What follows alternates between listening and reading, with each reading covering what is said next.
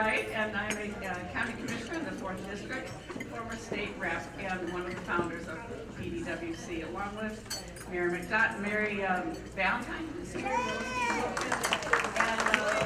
Waters. So I remember when Stephanie Chang was newly elected to the State House. It had in what had been Rashida Tlaib's old seat. Before her colleagues could find the bathrooms, she was introducing a bill about child care. So she got in the swing very quickly. She's a rock star who, like Rashida Tlaib and Barack Obama, got her start in community organizing. She and Rashida Tlaib also got the Michigan House to secure a nursing room because they had young babies and they did not have it. So now they do. And she had 2 babies while she was in office. Her core driving values are opportunity, access, equity, justice, and service. She's the first Asian American woman to be elected to the Michigan legislature, where she served 2 terms before being elected to the Senate.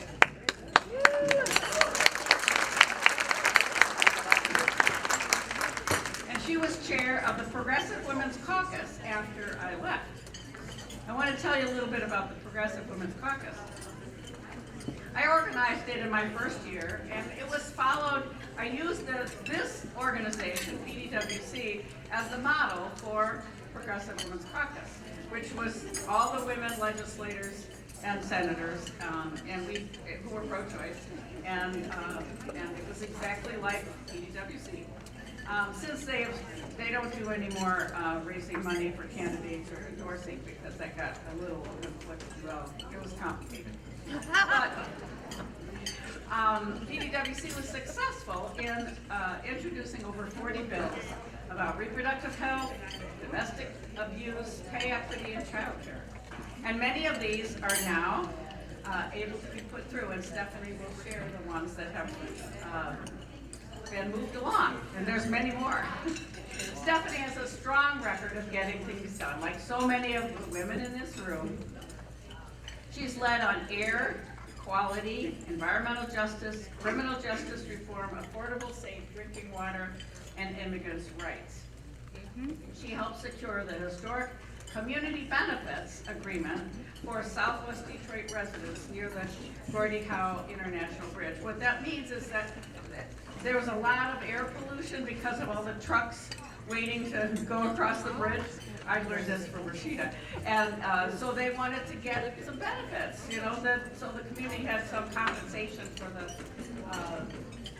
the dirty air, I guess it was. And she also co-founded the Asian Pacific American Legislative Caucus in Michigan.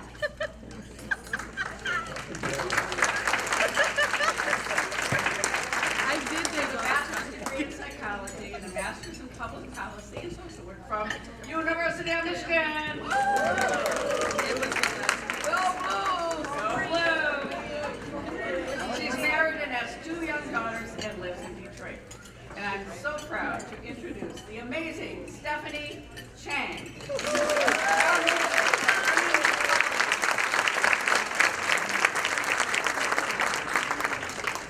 Well, good evening. Good evening. I am so excited to be here. When I was invited to speak, I did not know that it was going to be this amazing group of powerhouses, women, and our allies here in Muskegon County. I'm just really, really so thrilled to be here. So thank you so much to the Progressive Democratic Women's Caucus for inviting me to be here. I too am fired up after last week. It's an exciting time to be a Democrat. It's an exciting time to be an organizer. It's also an exciting time to be a woman here in America. And I just also want to express my gratitude, especially to Donna and to Marcia.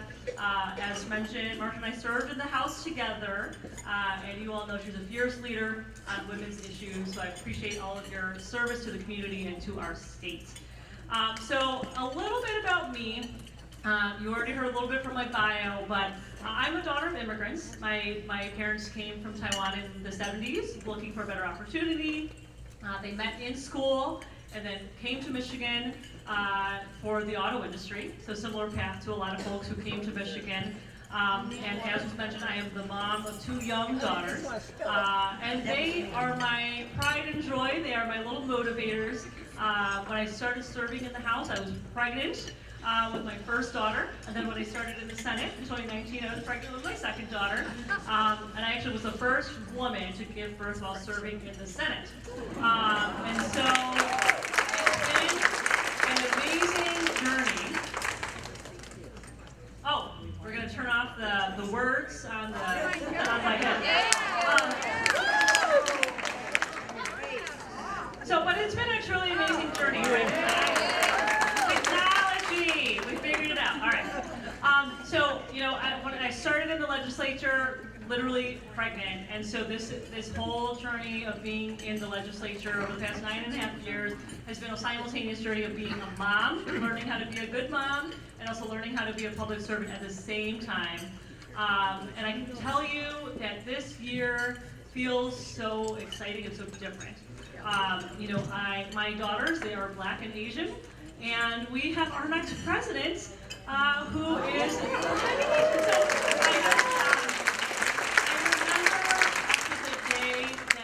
Our president, who we are so grateful for his many years of leadership and service, when he made his announcement and then endorsed Kamala Harris, I told my daughters, and they were so excited, and my older daughter actually went and got a piece of paper and made a little, basically like a little sign that said Harris 2024. We even have little fringes on it. So my daughters are excited, I'm very excited, and I just feel like it's such a historic moment. And I'm really fired up to elect Kamala Harris to the White House. She is, as we all know, not only going to be the first woman that we call Madam President, she's also going to be the first Black woman that we elect to the White House, and she's the first Asian American and South Asian American that we're going to elect to the White House. So we've got firsts on all fronts here, and we know that matters because we know that representation matters. And seeing all of these images of my own kids, but other people's kids as well, knowing that they're going to have someone that they can see that looks like them, that represents them in the White House is very, very meaningful. And we also know that this matters because of all of the work that she's going to do on behalf of all of us as Americans. But one of the things that really actually stood out to me over the past week was the fact that Democrats are reclaiming patriotism. We're reclaiming joy and freedom, and we're reclaiming this narrative and this truth about taking care of our neighbors and taking care of our fellow community members. That is such an American thing. But I also think it's a great thing for us to be proud of as Midwesterners, as Michiganders. And so I just loved when Tim Walz spoke and talked about all of these incredible values and these stories that seemed so Michigan, so Midwest. And so the fact that he's going to be bringing those values as the running mate and as our future vice president is very exciting. So I'm really excited to be here and commemorate Women's Equality Day because that was such an important part of our history in this country. And as we all know, the women's suffrage amendment was first offered way back in 1878, over and over and over again, until 1919, when it first passed the House and Senate. And then the suffragettes, they had to go state by state by state to garner the support of 2/3 of the state. And Tennessee was the final state that was needed, and this amendment was signed on August 26 in 1920. So this day is when we recognize the anniversary of the ratification of the 19th Amendment, which allowed white women the right to vote, and this was a tremendous step forward for many women to be able to participate in American democracy. Unfortunately, as was mentioned earlier in the program, many women of color still face challenges with voting given the many state laws that existed, the harassment and discrimination that existed, all the way up until 1965 with the passage of the Voting Rights Act, which banned race-based discrimination at the polls. But the story is an ongoing journey, right? So it was first introduced all the way back in 1878, There was a long, long push to get it ratified, and then there was a long, long push to make sure that every single woman was included. And I think one of the really important parts about this journey is that after 1920, there were marches and marches and marches across the country for equality to demand equal opportunity in education, in employment, and in childcare. There were marches that were organized just like we're doing now, right? State by state, city by city. And so that is organizing. That is the power of organizing. So the story of Women's Equality Day is not just about that one moment in history, or even just about women's suffrage. It is truly about the power of people coming together to make change happen on behalf of women across the country. And I also think that this day is so much also about the power of women's leadership, all the way back even before 1920, but also here right now. And so in Michigan, we've seen that same power of organizing, and we've seen that same power of women in leadership.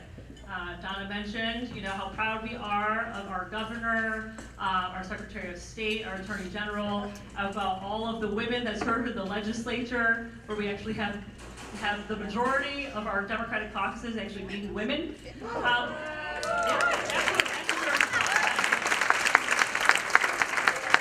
one of the things that, we've got amazing elected officials, but one of the things that we have even more of, that I'm even more proud of, is that we have so many amazing women organizers and volunteers and activists who have just been on the ground for so many years, many of you in this room, and also many folks who are just now getting engaged for the first time that are just doing incredible work. I remember when the Dobbs decision came down that Friday in June in 2022, how devastated many of us felt, right? I was actually about to go knock on some doors. I was there with my team, and we just had to have a moment where we needed to console one another. But then we got right back out, and we kept organizing, and we kept talking to voters.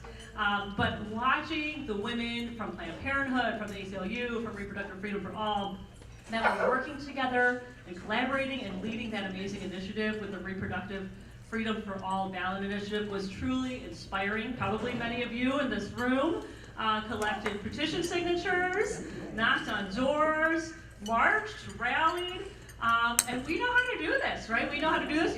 Clearly, you all know how to do this here in Muskegon County. And it was a huge success. And so the passage of the Reproductive Freedom for All ballot proposal, I think, was a huge testament to the power of women, to the power of women leadership, and also to the power of organizing at the grassroots level. Yay! So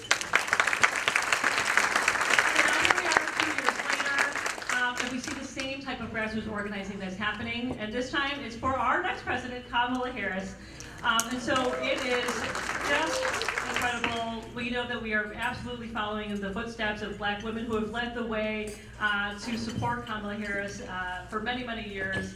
And a couple of moments for me is that I was really proud to be a part of an Asian American Women's for Harris event a couple of days after the announcement. And right now, actually, my next Zoom meeting is actually we're organizing an event in Detroit where we're bringing Black women and Asian American women together to have some dialogue, to get to know one another, and also to go make phone calls for Kamala Harris. So I'm feeling so much of that grassroots energy that I think has powered so much of the progress that we've made in this country that I know is going to keep us moving forward. So wanted to make sure that you all hear a little bit about the things that we've been doing at the state capitol. I've got to say, it's a lot different from when I was in the minority for 8 years. We've been working really, really hard. So not only did we repeal that 1931 abortion ban, we also passed the Reproductive Health Act, which does several things that some of you may have heard the concept of TRAP laws. TRAP stands for Targeted Regulation of Abortion Providers. These are things that the Republicans put in place that were medically unnecessary and burdensome restrictions that had nothing to do with a clinic's abilities to deliver care. It was things like how wide a hallway was, or how tall the ceiling was, or the HVAC systems, or the janitor's closets, which obviously had nothing to do with the actual provision of abortion as healthcare. We also repealed that 1931 law. We ensured that students at Michigan public universities will have access to accurate information about all of their reproductive health options.